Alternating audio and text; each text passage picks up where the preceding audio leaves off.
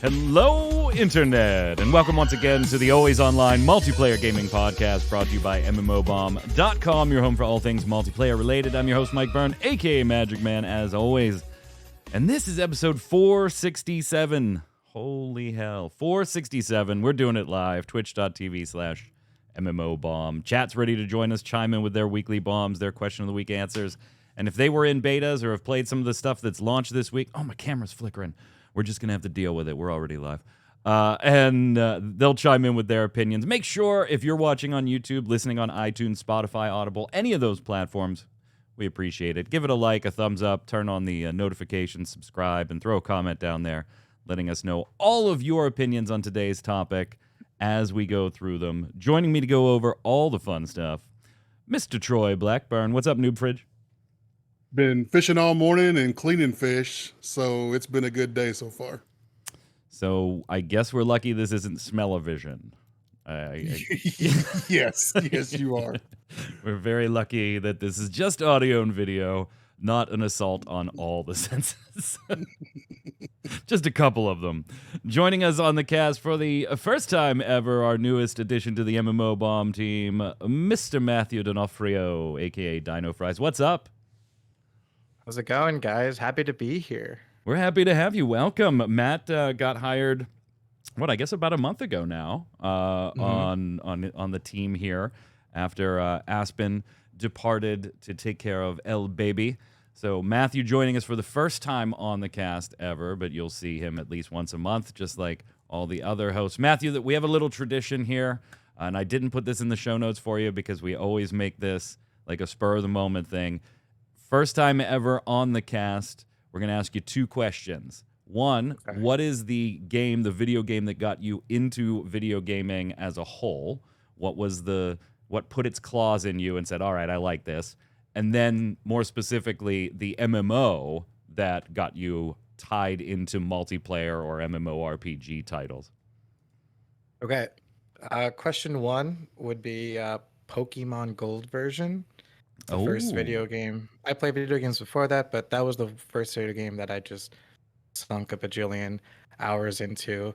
I have a tattoo also of Ho-Oh, the legendary Pokemon that Pokemon Gold version is all about, as a tribute.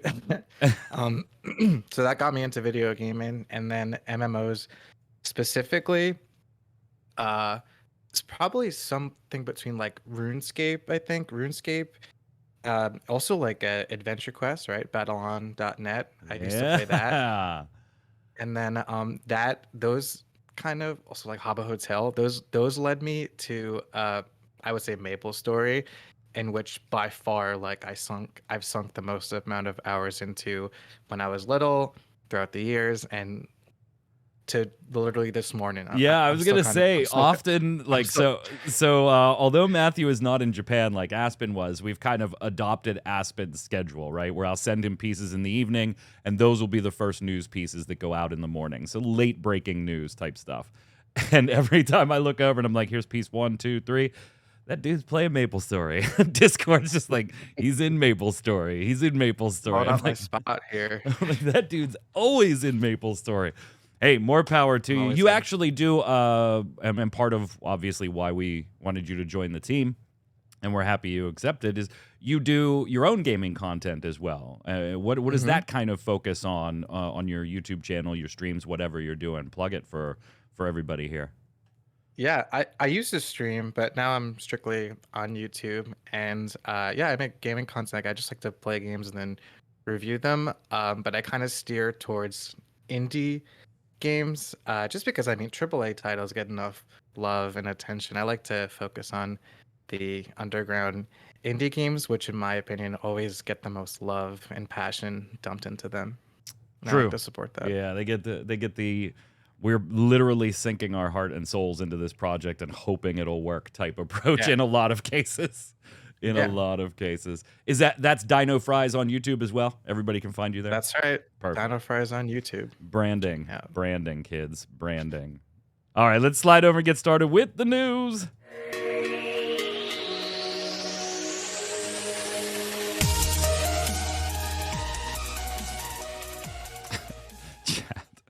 Chat saying, why does Matthew look like the kind of guy that knows the difference between affect and effect and is more than happy to tell you?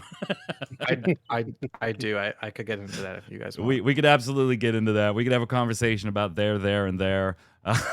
We could do all of that.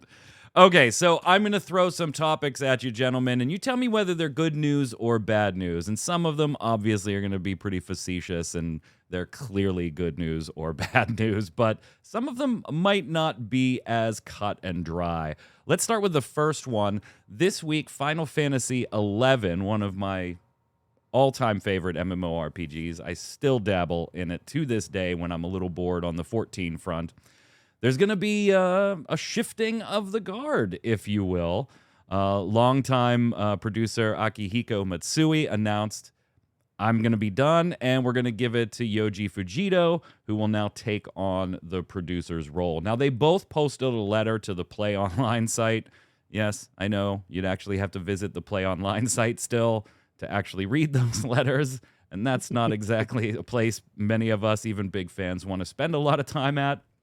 But yeah, so this is a big change as far as the future. What does Final Fantasy XI look like X years from now at this point? Now, while both of them were obviously very positive, Troy, about the move, saying, you know, I didn't know if I wanted to leave or not, but Fujito, yeah, he is interested in it, and so I'm going to take the time to retire. These are both long-time heads when it comes to this project. And yeah, there was a little bit of hope there, but you also got the impression in the forum post that maybe this might be the final maintenance mode for Final Fantasy XI. And I say that because we've already had one before. And then we came back and got Rhapsodies and stuff like that. They did talk about in 2023, they want to make ambuscade improvements, prime weapon improvements, master trial improvements.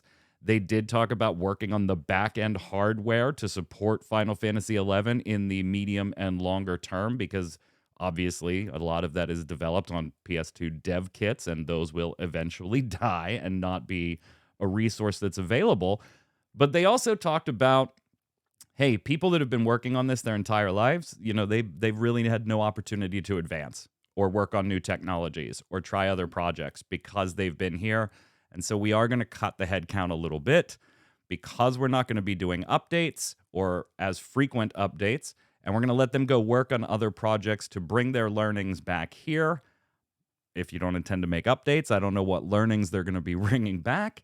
And, you know, I could count on two hands the number of team members we know were working on 11. So if we reduce it more, maybe I can count it on one hand. Is this change in leadership, these announcements, are they a good thing or a bad thing for the future of Final Fantasy XI? I'm going to say it's probably a bad thing for the player base for the future of Final Fantasy XI, because I was going to call him the maintenance mode producer. Like you said, it hasn't exactly been, you know, overflowing with new content lately. But I think, as you pointed out, the final form of maintenance mode, I believe, is probably on the way with this move, and the original producer's probably moving on to something a little more active. Agree, Matt? Or do you think that, you know, hey, maybe this could, they are going to put some hardware in place, so at least if it's a maintenance mode, it doesn't seem to be a we're shutting it down soon maintenance mode. Yeah, I'm pretty big on Final Fantasy X, so 11 kind of missed me. But I mean, I'm hopeful, I guess, that the players will get what they want with this. I don't imagine that they're trying to take anything away from gamers, or else they're not going to be happy. And Final Fantasy has such a big fan base that you got to assume that they're in good hands. Yeah, it's chat may be saying it best, right? It's kind of like we weren't really getting, besides, you know, VR, which we got recently. It is a 20-year-old MMO that did go on a maintenance mode in the past, basically. And it was, when we got new content, it was like a treat that nobody knew was coming. So maybe there could be the opportunity for that. I do like that it seems like, hey, although we won't be doing content, if you're playing this or if you want to play it, don't worry, it's not going to go anywhere. We are investing in back-end stuff, at least, so that the game will be here. It's not good for maybe longer term players who have experienced almost everything they may want to experience in that game, sure. But there's so much content in there that if you are new or returning, you're likely to still have dozens and dozens, if not hundreds of hours of stuff to do, Troy, that you'd probably be okay as long as the servers stayed online. Yeah, if you're a newer player coming in, like you said, who hasn't been there since the beginning, or you're about half, midway through your journey, something like that. Yeah, there's still years and years of content to go through. It's not like dead game just because they're not putting out new content for a game that's as old as it is now and has been replaced with XIV for the most part. And then presumably you have to. Oh, I got to refresh my camera. I tried to unplug it to see if I could stop the flickering. So there we go.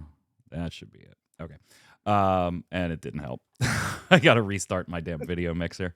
Yeah, whatever. You also have 14 and presumably some other MMORPG in development. Right. So I'm going to say it's kind of good news, but it's not like there's good things that you didn't expect coming. It's just good news that it's not going anywhere, I guess. Expect more of the same. Yeah. All right, so here's one for you, Matthew. We'll go to you first. CCP Games, the company behind EVE Online, had previously talked about this stuff in public and that they were looking at it, but now they have confirmed they have received a $40 million funding venture from an American venture capital firm, and that they are building a AAA game built around, you guessed it, blockchain technology, which doesn't exactly have the best reputation, but I think there is an argument that if CCP Games were doing something like this, that they may be one of the companies that it might be a little interesting to watch, because EVE's got that whole into cash economy already.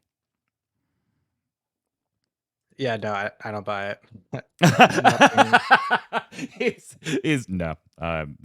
In my opinion, nothing around blockchain is good in any capacity whatsoever. I just don't think it's never going to help the consumer or the players. It's only going to force them into a corner to either spend more money on in a way that's different from real money, and it's only going to help the publisher or whoever's making the money off this.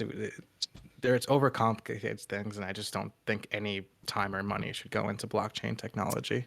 What they say, Troy, is that, oh my God, that's driving me nuts. What they say, Troy, because it is going to be in the EVE environment, or the EVE universe, that they say that they have the vision to create virtual worlds more meaningful than real life, forge new universes deeply imbued with their expertise in player agency and autonomy, and empowering players to engage in new ways. Are you buying it? This is going to fail faster than Bless Online. Yep. It should be EVE Online, Bless Blockchain. That's what we're going to call it. Chat literally chiming in with all the exact... I mean, there is that just blockchain in gaming in general just hasn't come to fruition in the ways it could. Could there be neat things? We've often said, yeah, in theory, there is a very cool idea in Troy. I'll give you this CSGO skin for those 2 Hearthstone cards that I really need that you're not using. In practice, you need all those companies to work together and be willing to operate, and there's no real incentive for them to do it that way. On the other side, there's plenty of money to be made if you can get somebody hyped about blockchain, and Troy, you're saying no, not even EVE and CCP Games can get you excited in it. No, this blockchain immediately goes on the ignore list. I don't want no part of it. And as Magic Slinky pointed out in chat, I mean, we still haven't seen a game that is really a game when it comes to blockchains and NFTs. What do you mean? I'm sure, Matt, you've seen many games that, aren't just, hey, Web3, NFT, blockchain, come check it out, but they're actual games, right? Look, I think what you said before, like trading Hearthstone cards for CS, like that all sounds good in a vacuum, as they say. 100%. But it's just unrealistic, it's not AAA games are broken as shit on release these days. Like, Yeah, why are you spending more time and money? Work on already what's broken. You know, like, I don't buy it. I don't buy it. I'm going back to my All right, original. fine. I got no buyers here. No buyers here. All right, let me try and sell you this. We've got an open world sandbox game coming into some early access later this year, probably a launch next year, called Airland World, billing itself as kind of a Roblox for adults. And this is coming out of a kind of a small group, we don't know exactly how many. We know Fred Nahr is the CEO of Airland Studios. Fred's been part of a team that does mods and supports mods, particularly for like vehicles in games and stuff like that for a long time. Definitely has chops on that front. So this isn't like Troy's uncle is now trying to fund $4 million on Kickstarter because Troy's uncle can build the best thing ever. Like, Fred has chops on this front. No doubt. Working with Wild Realm Inc. to kind of create a replica of the Earth, an AI-generated replica of the Earth that's going to allow modders to create whatever the hell you want. And we're seeing a lot of these lately. I mean, Fortnite, Matt, you've been writing about Fortnite's Unreal Editor going live and creating basically an adult version of Roblox, if you want to call it that. Here's another one that's going to be coming on the horizon too. Websites and stuff like that still spinning up. In fact, Fred did comment on the article, and we appreciate that because we did express the opinion, Troy, that, hey, all companies have to start somewhere, but these are pretty ambitious claims, and it's weird to see them coming from a place that doesn't even have an official website up and running yet. All links just referred you to their YouTube page where they said they, specialize in mods and simulations and vehicles, and a Facebook page that literally had one follower as of the time we wrote the article, and that we weren't casting aspersions on them. Every company has to start somewhere. We were just simply saying, you might want to wait to see what they produce first. And Fred did take the time to reply saying, hey, Troy, we have some website issues and doing last-minute fixes to YouTube too. You know how that is. Project is quite real, in fact, and if you're attending GDC, please come and check it out in person. So we definitely thank you for replying there, Fred. What do you think, Troy? On the surface, it sounds good. It sounds like something that modders could really put themselves into and come up with some great stuff. Right now, it's a lot of big promises being made of what's going to be available, how well it's going to run, how easy it's going to be to go in and mod this out and create, your own game if you want to, and go out and publish your own game under their site and all that. So, I mean, it sounds good. It's just it seems like there's a lot of work ahead of them if they're going to fulfill all those promises. Matt, does this kind of run into, though, the issue of exactly what you've been writing about this week, right? Unreal Editor coming for Fortnite is looking pretty damn impressive. We already have Roblox. Hightail's coming at some point. Like, this is a space that 5 years ago, there were two big players in, but now there are so many players in the, hey, create your own game, create your own stuff in our environment. Can a smaller one like Airland World possibly break through when you're competing with the Unreal Editor? Like, that's big competition. Yeah, I think it's cool. I don't like the name. Airland World. I'm not a big fan of that. I agree. They're kind of using what their YouTube and their modding stuff used to be in that Airland category. But I think it's cool. I don't think it'll succeed, but I think it's cool. I mean, I don't know if like Roblox and Fortnite works because I think kids have such a high attention span. Or no, I'm saying like adults don't have the time, as opposed to like kids who just can sink dozens of hours into it.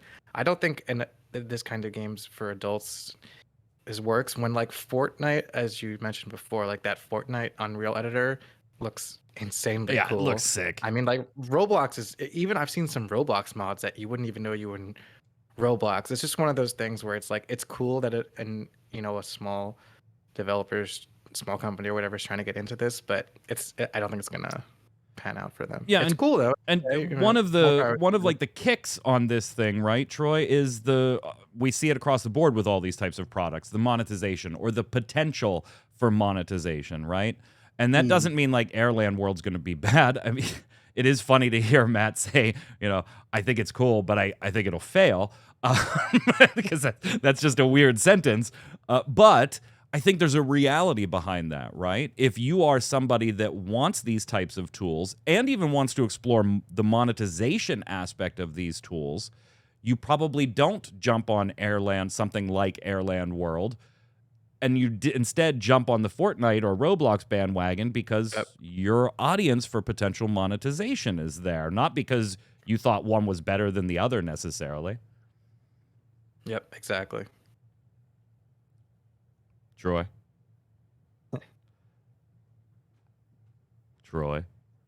Yeah. Troy. What do you got to say, Sarah? You just got this like sheepish grin on your face. I can't get past the fact that they seem to be over promising, and it's maybe a little bit too big. But at the end of the day, it's not for me. I'm not, the guy who's going to go in and consume it for the modding aspect. I'm a consumer of the stuff that's going to come out of it. So at the end of the day, it's not really geared towards me per se. But at the end of the day, you've got a lot of opportunity here to create something new and interesting and really move towards into the future of game design. And hopefully I'd like to see it pan out as it continues forward. I keep trying, like when I'm fading to you guys, like scrambling on camera. Yeah, it's honestly what needs to happen is the Streamlabs needs to be restarted. It's not recognizing something from the video thing. So I'm like showing you guys more than I'm showing me, just so I don't like induce seizures for anybody or anything. Like, it's not terrible, but it's annoying. It's absolutely annoying. Takal in chat said Troy ain't even pretended to be interested in this one. Well, like you said though, it's just not for you. And I just think I'm not the modder. I'm the consumer of the mods. Modders love playing with stuff, but if you're gonna mod for monetization, it's really hard to argue, hey, I'm in Airland World versus Unreal or Roblox. I mean, it becomes a matter of finances at that point. Finally, on the good news, bad news front, and this one's kind of facetious because I know we're going to go good news, Troy. Redfall is actually looking at rolling back something they previously talked about. What's going on here?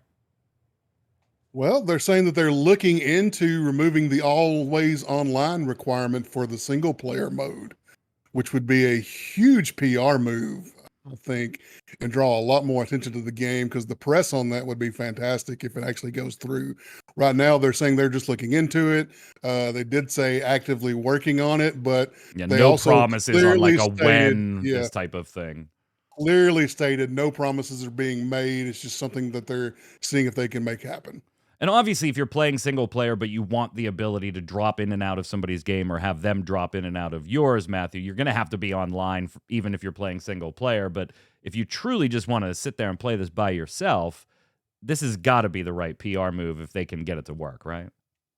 100%. I mean, I don't know why, unless it's a multiplayer game in MMO or whatever, where it's part of the game, you can't play it single player. If there are single player aspects to the game, then let players play it offline.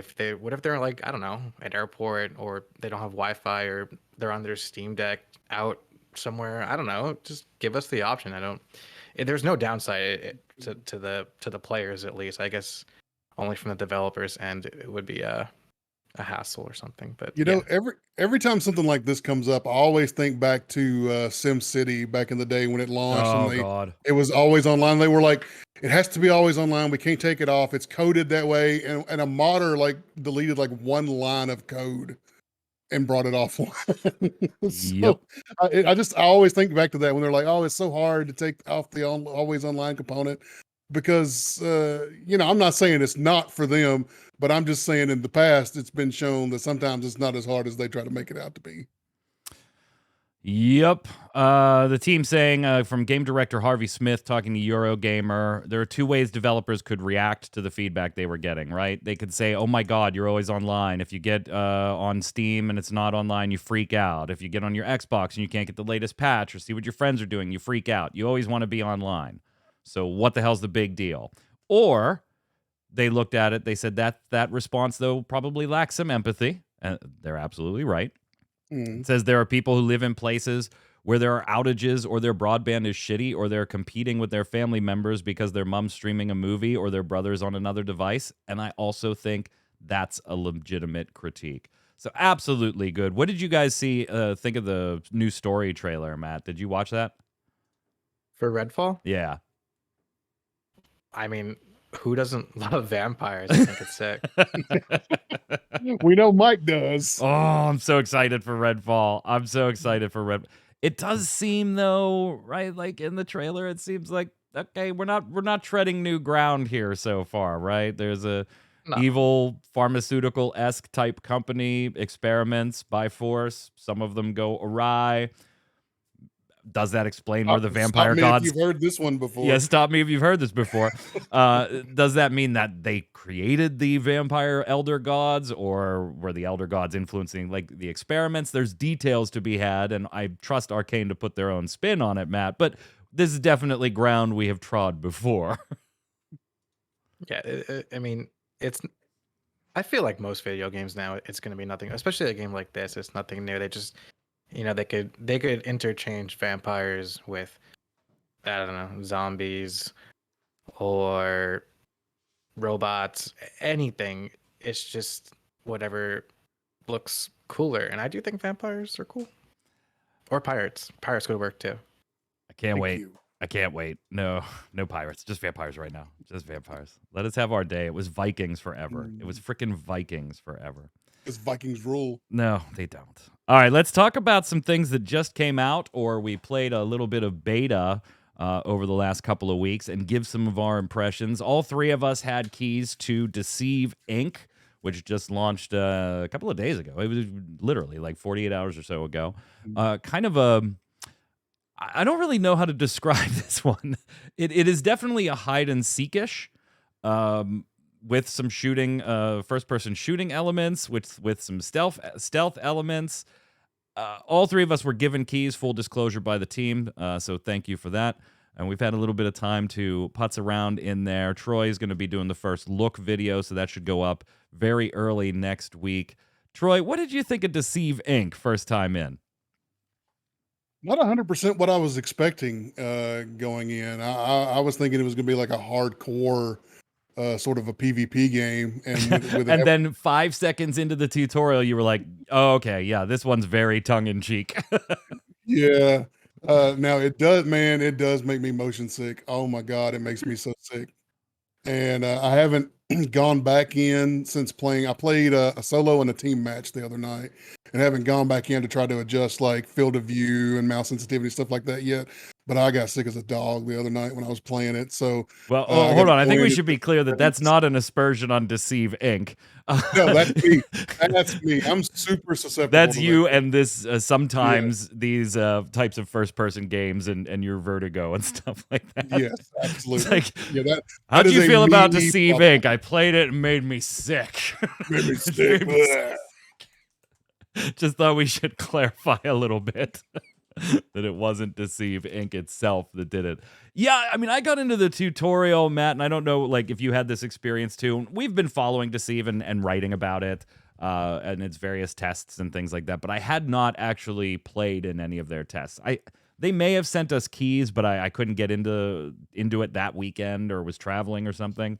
So this was like, launch was the first time I got my hands on the game. We already knew like each of the agents that you take control of, think like heroes in Overwatch, each one's got its own kind of kit. They're all very tongue-in-cheek and very funny in the trailers, but the gameplay is actually pretty damn interesting for somebody that's not into first-person shooters all that much, with a few exceptions here and there. Deceive really kind of got some claws into me. Now, I don't know if I'm going to be playing it 2 months from now or 3 months from now. We're still very early in our access on the title, so we'll have to see what the team has in store with new heroes and maps and things like that. But just the whole concept of, hey, you're trying to break into this vault, you're trying to get the treasures, and you're trying to extract, And along the way, hide yourself in plain sight by taking on the roles of guards or technicians or things like that. So introducing a little hide and seek element. And by the way, there are other players that are trying to do the same thing. Some of them might be on your team, some of them might not be on your team. And if you can find them along the way, that's going to help your cause. I actually found myself enjoying Deceive a lot more, and it's like James Bond gadgets and stuff like that, than I thought I was going in. I thought I was going to go and go, okay, that's neat, that's cute, that's definitely going to have an audience, but it probably isn't me. I was surprised after I played it how much it probably was me. Yeah, yeah. I don't think this game is for me personally. But I do agree that it's an interesting concept. I don't feel like many games like this come out, and I think this kind of game is appealing to those who they they don't want to play like a intense first person shooter like CS:GO or Valorant or even Fortnite.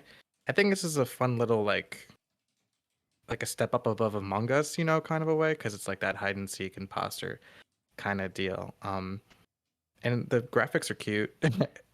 So why isn't it for you? Is it just not your game space? Yeah, it's just not my. I would say this is like a, no offense to Deceive Inc, but like a gimmicky kind of game. Oh, but I think that's the point, though, right?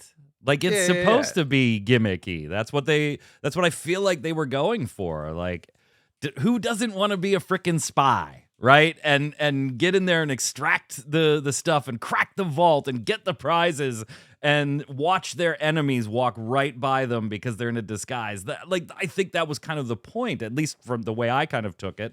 And with the whole tongue-in-cheek dialogue and computer system and everything, very GLaDOS-esque as far as your training and tutorial. I feel like that's exactly what they were going for, and it just doesn't hit with you, though. I think this is a fun game to play with your friends. Oh, 100%. I don't know if it's so much like that. I'm by myself. I'm gonna go on play some games of Deceive Inc. I think this is a game you play with your friends, and that's probably super fun. But I don't have any friends, so I couldn't test that out. Well, you could come and play with us, Troy. So I feel like we've got kind of all ends of the spectrum here. Somebody's just not for them. I'm a little more positive on it. Again, am I going to be positive a month from now? Who knows? We'll see. And then where do you fall? Kind of feel like right in the middle. Yeah, I don't think I'm going to play this long term, but as long as I can make some settings adjustments and get over the motion sickness, I'll play past the first look for sure. I've been having fun in the game. I'm that guy who doesn't play the hardcore first person shooters like the CS:GOs of the world. So me either, and I think that's why this like slaps me a little bit, and I like it. And it's just enough, but it's got all that interesting elements of wearing the disguises and using the gadgets and searching for the keys to unlock the vault and all that. It's pretty fun. I'm really enjoying it. We'll see long term how well it does, because it is, Matthew, I got to respect the point, right? Even coming out of the gate with what the company was doing, you had to know this was going to be a little more niche, and you were okay. Yep. That's what you were going for. Let's capture that little niche, because there's nothing in that niche that, to your point. So I'm going to give it a thumbs up for now. Like, we don't do official 1 through 10 ratings. I'm going to give it a thumbs up for now. And an enthusiastic one, not like okay, it's been 2 days and it's okay. I will still play this. We'll see if I'm playing it long term. Thumbs up or thumbs down, Troy? I'm holding my judgment. My first look's not ready yet, so I'm holding judgment for that. Fair enough. Matthew, I think it's going to be a thumbs down from you. I'll give it a sideways. Oh, somebody's watched the cast before. We've given the sideways often. We've given the sideways. Chat says, it looks very for what it is. Yeah, exactly. Yeah. This is a game. And that's not necessarily a bad thing. That's not necessarily a bad thing. And then we hit the Exoprimal beta, which I streamed after the show last week, Troy. Did you get a chance to jump in personally at all? I know you were planning to that weekend, but you couldn't jump in with me on stream. Yeah, a little bit. Not as much as I wanted to, but I did get to play a little bit. And thoughts? I don't know. I'm glad I'm on Game Pass now. Yeah. because playing that, I probably, if it wasn't for Game Pass, I probably would have just put it on the ignore side. And that, not that it was like just horrible, but it's exactly what I thought it was going to be. It's just going to be a rampaging dinosaur, just go out there and just kill some dinos and just have a good time for a little while. But there's no way in hell I would ever pay $60 for it. Yeah, and we expressed concern on that one pretty much from the time we saw the price tag, Matthew. I think we sent you, or you were writing something up for this. Did you get a chance to jump in last weekend? I did. I played it a bit. Go ahead. And sorry, yeah. I agree with Troy. That was my immediate thought. I'm like, this isn't worth $60. This is like a free to play shooter, just like all the others. But I had a blast. I'm hoping there's more content when it launches, and I have Game Pass too, so I'll definitely check it out when it launches on Game Pass, at least for the multiplayer stuff, which I found super fun. But I definitely can see this game getting old really fast if it only has what was available in the beta, because I played it for like a few hours, almost every day of the weekend, and it got old for sure. Like by Sunday, I was like, I played one game and I was like, yeah, it's still the same stuff. But yeah, very fun, very responsive. And I saw a comment on the internet somewhere, which I thought was true, that like there were like no frame drops when I was playing. There's like hundreds of dinosaurs on the map, and it's kind of impressive that there was no like performance issues. Yeah, it did definitely feel more like a and I did a little written review on this if you want some additional feedback on the site. It did feel more like a tech test than an open beta. There was just the one mode. Anything you earned, like not only is it not going to roll over, but you can't even mess with it. Like you couldn't open crates, you couldn't put modules on your exosuits or anything like that. You gained experience, but when you leveled and got prizes, you couldn't even mess with those prizes. It was very, very weird from that front. It was very tech testy. The mode itself, the one mode we had, Troy, was like the PvE for 5 rounds and then a PvP-esque thing at the end in Dino Warfare, where if you got through the waves of dinos first, you had an advantage because you were starting the PvP section earlier than the other team. And those could be anything from like the push-pull stuff you've seen in Overwatch 2 to collecting data keys, a.k.a. a futuristics dog tags type match. I actually had a blast in Exoprimal in that mode. How many times could I do it? To Matthew's point, yeah. We didn't see any of the story stuff. We didn't see any of the other modes, the other PvE or PvP modes that are going to be there. So it was very, very limited. And immediately I was like, this is fun. But yeah, I don't think I would pay $70 for this. Even knowing what it is and having had fun with it, I would not pay $60-$70 for this thing.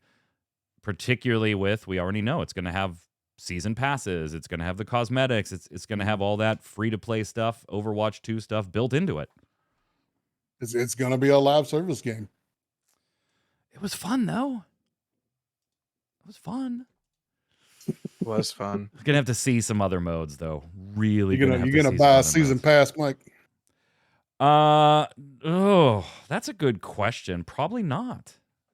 Not initially. I need to see the other modes first. How much is in addition to? Oh my God, I'm like ready to just throw my camera out the damn window. Like the camera's fine. It's Streamlabs. I keep switching over to Twitch to see if it's still flickering. Yeah, it does. Like it won't for 5 minutes, and then it flickers for like nonstop 3 minutes. It's annoying, absolutely annoying. Let me try. Let me try this. Let's do this. I don't think this will work, but we'll try it. No, it didn't work. Like as soon as I turned the camera on, it flickered. God damn it! I wish I would have seen it before show. Sorry, YouTube. Just listen to our voices and play your games. It's a podcast. Let's finish up with some coming and going, sadly, maybe, some things. We do have Counter-Strike 2 on the way, Troy. Tell us about it. Mm-hmm. It's Counter-Strike 2, and it's on the way. There you go. I don't know why I keep doing this show. You know, it's about time that they started working on a next generation version of that. I mean, It looks the stupid CS:GO and good, all by that. the way. This is you may be some of you may already be in playing this and testing it because it's coming out this summer. It looks Source 2 looks great. Yeah, it does look really good, and it's a hugely popular franchise. So you know that the player base is going to be there for it. So you know, and they're going to let people keep their stuff whenever they switch Yes. over to CS, or I keep trying to say CS:GO to Counter Strike to that, which is a huge deal. Like that shocked me more than anything is that they're going to let you keep your stuff. I'm like, really? All that stuff that you could put in loot boxes and Well, so sell again, the here's same the thing thing. though, like could you imagine the uproar of people that have spent thousands over the years in CS:GO just having been asked, "Hey, yeah, you're going to have to buy or earn that stuff again?" There would have been, I mean, you thought Destiny to Destiny 2 was bad, Matt. There would have been riots in the streets on this one. Yeah, probably so. I didn't play. I've tried Counter Strike. I didn't really play it that much.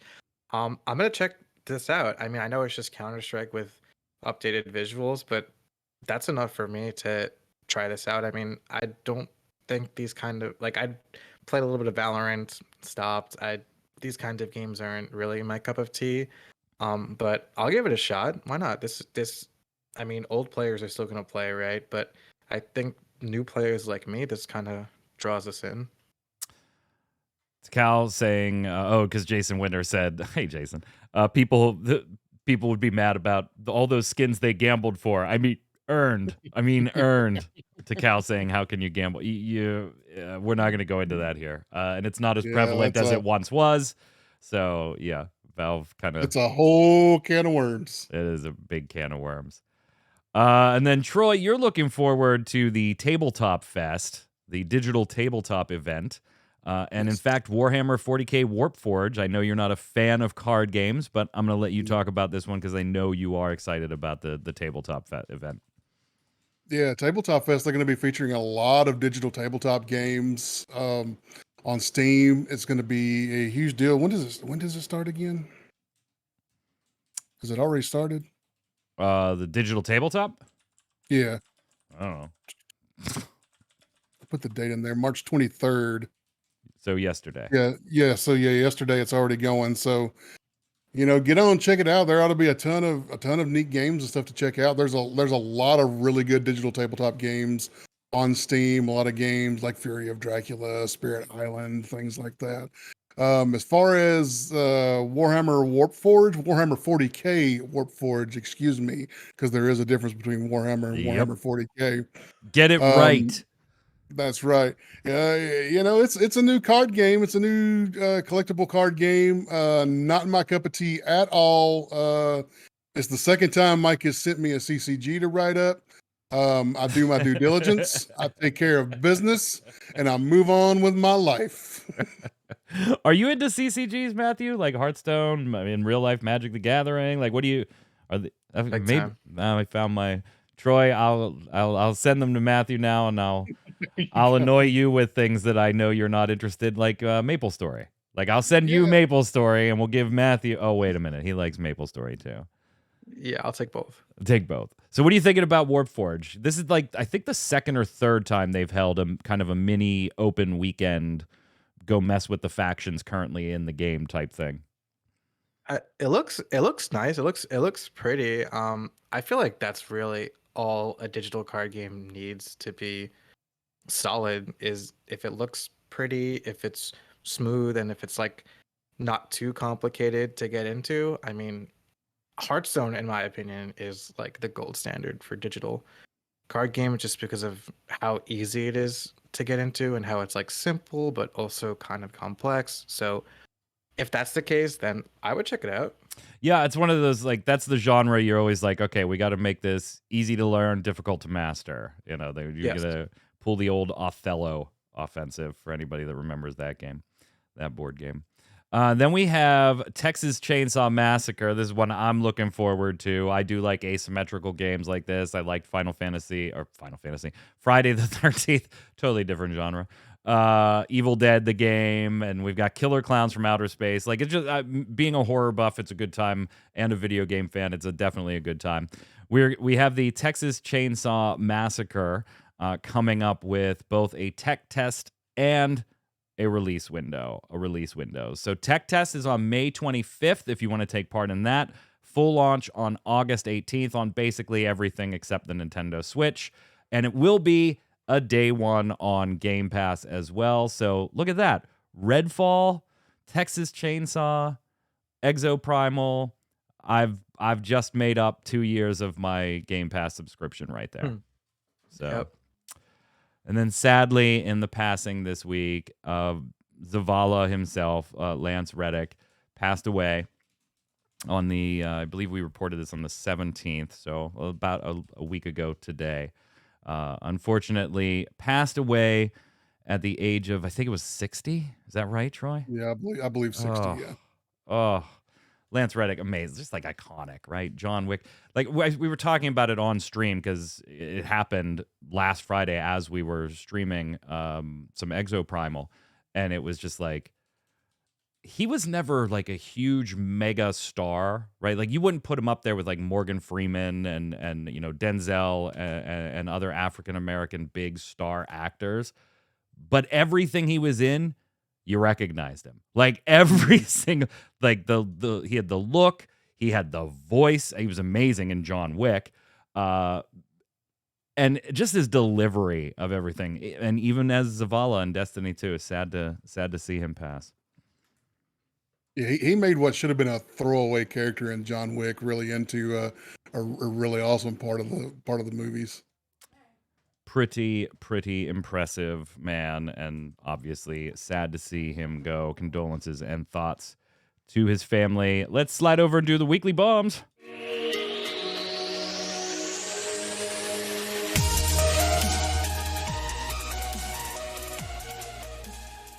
What do you got, Troy? The bomb to catching fish this morning and getting out of there before the rain hit. Because it started pouring about the time that I packed it up. So I was really happy to catch some fish and not get wet. Well, yeah. Take a shower now. What do you got, Matt? The bomb to this cool new job I have. Thanks, Mike. Thanks, bro. Thanks, bro. No, thank you. Welcome to the team. We're happy to have you. I'm going to give an A-bomb to to Electronic Arts, good old EA. Remember, put your weekly bombs in the comments down below. Da-bomb for something good, A-bomb for something bad in the world of gaming or just life in general, whatever you feel like talking about. I've got to give a huge A-bomb to Electronic Arts. So they had that lawsuit in Canada over gambling, loot boxes as unlawful gambling. And the judge kind of threw it out, but said, you can proceed, but you can't call it unlawful gambling. You got to talk about the unconscionability of the loot boxes because it doesn't meet the standard to be classified as unlawful gambling. So go rework your claim. Come on back. And in a statement, EA said, we're pleased that the trial court rejected as a matter of law the allegations of unlawful gambling. The court's decision reaffirms our position that nothing in our games constitutes gambling, which isn't what the judge said at all. The judge said they didn't constitute unlawful gambling, not that they did not constitute gambling in general, with whether that be for money or for for other prizes. So that's not what the judge said. Nice try, EA. Nice try. Baron Vagabond says A-bomb to Mike's Flickr issue. Hey, I've kept the camera off me for like most of the show. Yeah. From viewers on YouTube or on the website, Blue Owl says, I hate this hero trend. Instead of custom characters, I don't see the appeal. And then Slinky Rock, I wanted to get this reply in there, says, that's exactly what made me pass on it when we talked about games like Exoprimal, or which has a little bit of character creation, but more importantly, like things like Redfall, where it's a straight class that you're or Wayfinder. And Troy, we're seeing that opinion quite a bit. That you just, if you're playing multiplayer games, you want to be able to create your character. Yeah, at least some customization. Let me choose a class and let me make my guy. Yeah. To Cal saying A-bomb to Mike, the Final Fantasy TCG stuff went on way too long. I know it's your show, but still, hey, it's once every 4 months. and that show is coming weeks in advance. Go ahead, Matthew. Take the next one in the show notes. Sure. Talking about the Genshin Justin Impact model? Adams, yeah. So, they're talking about Wayfinder and that how Genshin Impact is the same way. I mean, yeah, if it's a game like Wayfinder, let us create our own character. I guess Genshin Impact is okay. I mean, like Overwatch, it makes sense that they have heroes. I think games like that make perfect sense, but yeah, let us create our own character. I don't want to look like everyone else. Question of the week last week was, now that you started seeing previews, what is your take on Wayfinder? Timothy James chimes in saying, I'm at about the same as all of you guys. I still have hope for it, but it'll depend on what I'm playing then, since I got back into Division 2 and just started Final Fantasy 14. It'll also depend on if friends jump in or not. And Troy, that might be a bigger deal when it comes to Wayfinder, when that actually launches. Just like we talked about Deceive Inc. being this is absolutely a game that's better with friends. Wayfinder might find itself in that bucket too. Yeah, I even said that last week that I'm going to be very friend dependent on Wayfinder. If I've got friends playing, then I'll definitely jump in. If not, I'm not sure that I'm going to put any time into it. Go ahead, Troy. Take the next one. Thrax1920 says, cool graphics. I'm going to try this for sure. So I just noticed something that happened in chat. And that was too lazy to create a username, said A-bomb to the new guy. and then Matt kind of gave a sad face. And then too lazy had to say, no. Big old dub bomb. Dub bomb. DABOMB. 90s slang here in the United States. You're not the first person to get those mixed up either. No, not at all. In fact, we've had viewers send us graphics to explain it for other people. So, Matthew, go ahead and read the next one.